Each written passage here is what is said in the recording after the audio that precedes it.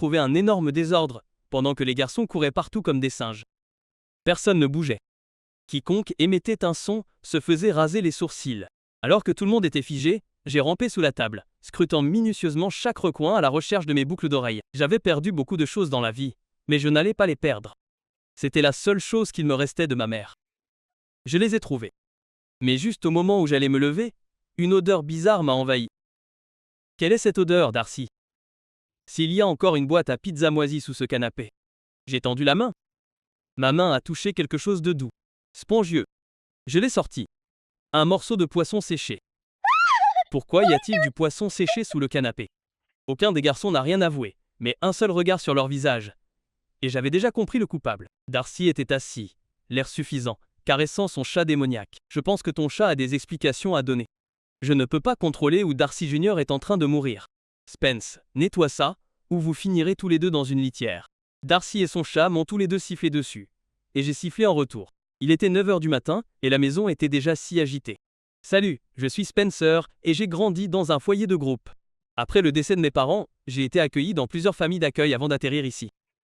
Ces garçons que vous venez de voir, ce sont mes 6 frères, dont les pitreries et l'énergie chaotique pourraient alimenter un petit pays. Notre directeur de maison est bien trop vieux pour leur courir après et nettoyer leurs dégâts. C'est donc moi qui ai fini par prendre les choses en main. Laissez-moi vous présenter officiellement l'équipe.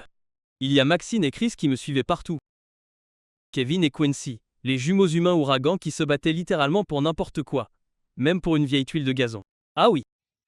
Notre petit coquin, Darcy, et le chat diabolique, qui l'a sauvé d'une benne à ordures. Je suis convaincu qu'il est maudit. Il n'est pas maudit. C'est mon petit muffin câlin. Ouais. Qui me regarde fixement, et laisse du poisson séché partout dans la maison. Et enfin, oh oh. Où est Jackson? Et pourquoi y a-t-il de la fumée qui sort de la cuisine? Oh non. Jackson était occupé à dresser un plat, qui avait l'air pas assez cuit, mais qui sentait le brûler. Tiens, j'ai préparé le petit déjeuner.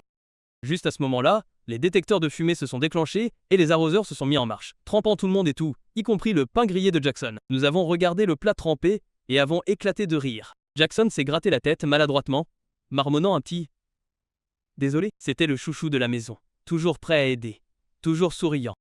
En tant qu'aîné, je dirigeais la maison comme un gardien de camp avec des années d'expérience. Sans moi, ces garçons auraient complètement brûlé l'endroit 2 fois. J'adorais cet endroit, mais au fond de moi, le fait d'être un enfant me manquait. Parfois, je rêvais encore d'une maison avec des parents ou d'une longue nuit de sommeil sans les manigances de 7 h du matin. Pourtant, tout cela semblait bien loin, jusqu'à ce que le nouveau maire de notre ville décide de rendre visite à chaque foyer à Noël cette année-là. J'ai dit aux garçons d'essayer de se tenir tranquilles. Eh bien, ils ont essayé. Avant d'arriver au cadeau, allumons le sapin. La grande sœur du groupe peut-elle m'aider? J'ai entendu dire que vous étiez très rigoureux ici. Bien sûr, monsieur. Heureux de vous aider. Honoré. Je me suis avancé, mais quelqu'un a avancé son pied, et je me suis planté la tête la première, emportant tout le sapin avec moi. Les jumeaux respiraient avec difficulté, et j'ai vu Darcy, avec un sourire complice sur le visage, disparaître dans l'ombre. Soudain, la motoneige a explosé en mode blizzard. Je l'ai arrêté instantanément, mais nous étions tous pratiquement en train de nager dans de la fausse neige à ce moment-là. Tout le monde s'excuse maintenant. Les garçons se sont calmés et ont baissé la tête. Désolé, monsieur le maire. Ils ne sont généralement pas comme ça. Ils l'étaient absolument, mais ils n'avaient pas besoin de le savoir. C'était le moment le plus amusant que j'ai passé de la semaine. Et la façon dont tu gères la situation, c'est impressionnant. Merci. Et puis la chose la plus bizarre s'est produite. J'aime bien cette fille. C'est une leader née. J'aimerais bien être son mentor, peu moins être même l'adopter si elle est d'accord. Quoi? Tout le monde s'est retourné vers moi, comme si je venais de gagner au loto. Et techniquement, ça avait toujours été le rêve. Enfin, une chance de vivre une nouvelle vie. En plus, le maire n'était pas n'importe qui. Il était gentil, respecté, riche. Et mes garçons? Qui empêcherait les jumeaux de transformer le salon en ring de catch de la WWE? Qui empêcherait Darcy d'invoquer des démons avec son chat? Qui rappellerait à Jackson que le four a des réglages? Comme s'il lisait dans mes pensées, Jackson m'a pris la main. C'est ta chance, Spence. Tu la mérites. Je ne peux pas partir comme ça. Et si vous aviez besoin de moi, les gars, tout ira bien. Tu mérites aussi de vivre pour toi-même.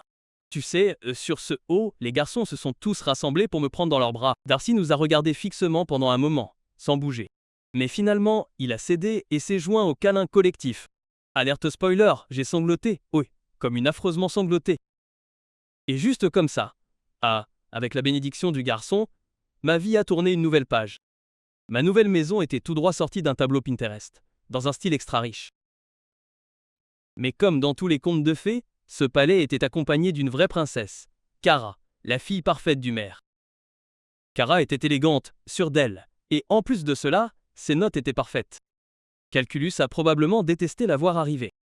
Pourtant, il était clair dès le moment où je suis entré dans la maison qu'elle ne m'aimait pas. Salut, je suis Spencer. Ravi de vous rencontrer. Je vous garde. Cas de charité.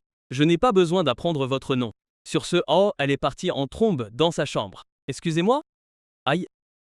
Ce soir-là, au dîner, le maire n'arrêtait pas de me répéter comment j'avais géré les garçons à Noël. Elle a fait s'incliner tous les garçons comme des employés devant un patron. Hein? Comment as-tu fait ça, Spencer? Bon, juste les bases de la survie quand on vit avec une bande de garçons nerveux. C'est ça le leadership. Kara, tu devrais prendre des notes. Sois plus affirmé comme elle. Bien sûr, mais je dois te montrer quelque chose. Je viens de le terminer.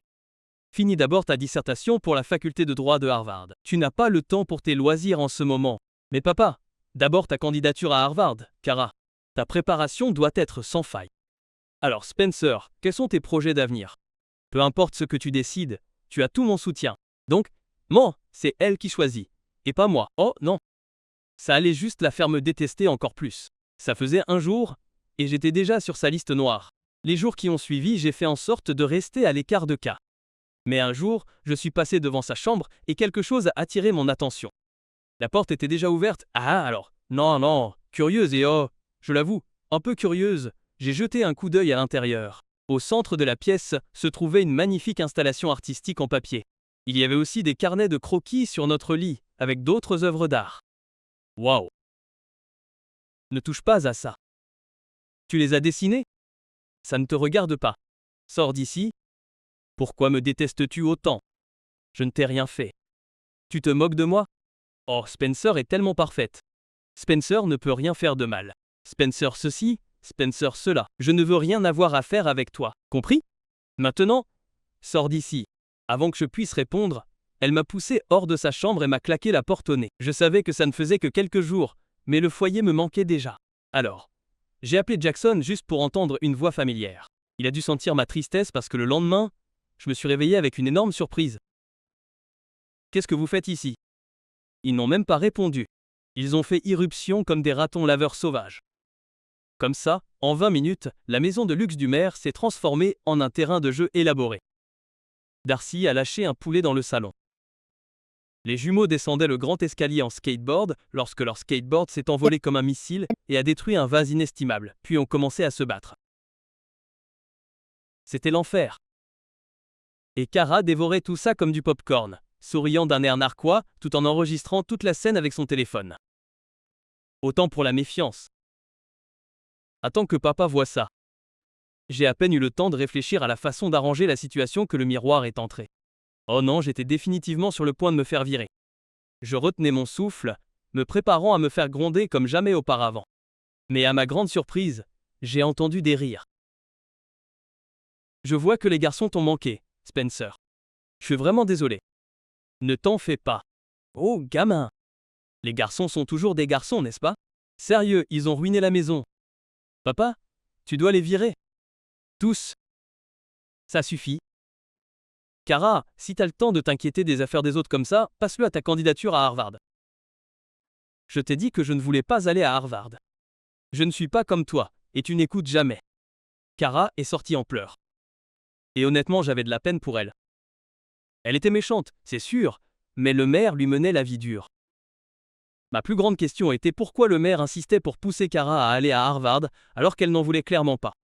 Après avoir nettoyé leur bazar, j'ai renvoyé les garçons chez eux et je suis monté dans la chambre de Kara, espérant pouvoir discuter avec elle. Mais elle n'était pas là.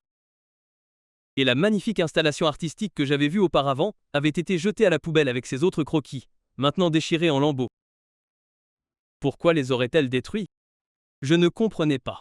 Kara avait dû passer autant de temps dessus.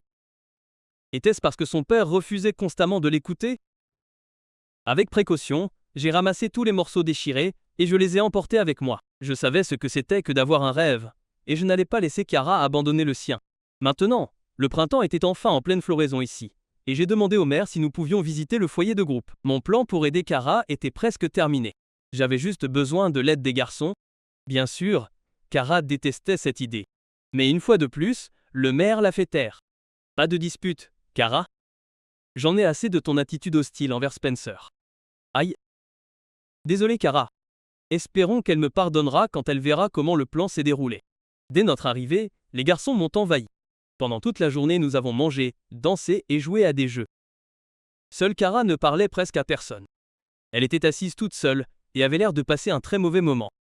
Nous avons essayé de l'inclure, mais elle s'est contentée de se moquer et de m'ignorer. Le plan devait commencer bientôt. Puis, souriant, j'ai murmuré quelque chose aux garçons. Et le plan était désormais en marche. Nous sommes rentrés à l'intérieur, et les garçons ont fait rouler un mystérieux tableau recouvert d'un voile rouge dans la pièce, puis se sont alignés à côté de moi. Monsieur le maire, j'aimerais vous présenter quelques œuvres d'art. Je les trouve absolument magnifiques, et vous les aimerez aussi. Alors que le maire s'approchait, les garçons ont soulevé le voile pour révéler les croquis de cornes de Car. Tous recollés et soigneusement épinglés au tableau. Ils sont incroyables, Spencer. Je suis un peu confus quant aux déchirures, mais ce sont néanmoins de superbes peintures. Les avez-vous dessinées? En fait, c'est Kara qui les a dessinés. Kara? Est-ce vrai? Alors que nous nous tournions vers Kara, j'ai vu ses joues rougir et ses yeux se remplir lentement de larmes. Elle m'a regardé, et pour la première fois, son regard s'est adouci. Oui, ils sont tous à moi. Waouh, Kara, ils sont géniaux. Mais pourquoi sont-ils déchirés? Parce que tu ne voulais pas m'écouter. Tu m'as exclu à chaque fois que j'ai essayé de te les montrer. Je pensais qu'il était désespéré que je doive abandonner complètement l'art. Oh, Kara, ce que tu as là, ce n'est pas seulement du talent. C'est du dévouement. Je peux voir à quel point tu as pris soin de ces peintures. Je n'arrive pas à croire que j'ai failli te faire renoncer à quelque chose d'aussi spécial. Je suis vraiment désolé. Kara a fondu en larmes de joie. Je ne l'avais jamais vue sourire aussi fort auparavant. C'était sans doute la première fois qu'elle se sentait aussi vue et entendue par son père. Alors que Kara et son père continuaient de discuter de son art, je me suis éloigné pour leur laisser un peu d'espace. Le gardien du camp sauve encore la situation. Ouais, je suis plutôt une pro maintenant. Je suis vraiment désolé pour la maison. Nous ne voulions pas te causer d'ennui. Si et je continuerai à le faire si tu nous quittes à nouveau. Oh, je te manque, Darcy. Ouais, c'est ça. Tu aimerais. Darcy a gonflé les joues, puis est parti avec les autres garçons. Juste à ce moment-là, Kara est sortie dans le jardin et s'est dirigée vers moi. Écoute, je suis désolé d'avoir fouillé tes affaires, mais au moins tout s'est bien passé, n'est-ce pas? Laisse tomber. Je voulais juste te dire merci pour aujourd'hui. Et désolé d'avoir été si impoli avec toi. Sans raison. Ce n'était pas cool. Trêve. Trêve. Tu es tellement talentueuse, Kara. Je suis contente que tu obtiennes la reconnaissance que tu mérites. Bon. Assez de mièvrerie. Fais-moi visiter cet endroit, et parle-moi des garçons. Ils ne sont jamais fatigués de courir partout tout le temps? Oh là là! J'ai secoué la tête et j'ai ri aux éclats. Alors que nous nous promenions ensemble dans la maison, j'ai pu sentir un véritable lien se former lentement entre nous. Quelques semaines plus tard, le maire a officialisé la chose. Non seulement il m'a adopté, mais il a également ouvert une nouvelle ère de loisirs pour la maison, Spencer Hall. J'ai passé mes journées à faire du bénévolat là moins bas, à traîner avec les garçons et, à gérer leur chaos. Mais surtout, à étudier pour obtenir mon diplôme de travailleur social. Quant à Kara, elle a finalement convaincu son père de la laisser postuler dans une prestigieuse école spécialisée en art plutôt qu'à Harvard. Et elle donnait aussi parfois des cours de peinture au foyer. Maintenant, la vie est tout simplement belle. Chaotique, mais belle. Je ne voudrais pas qu'il en soit autrement.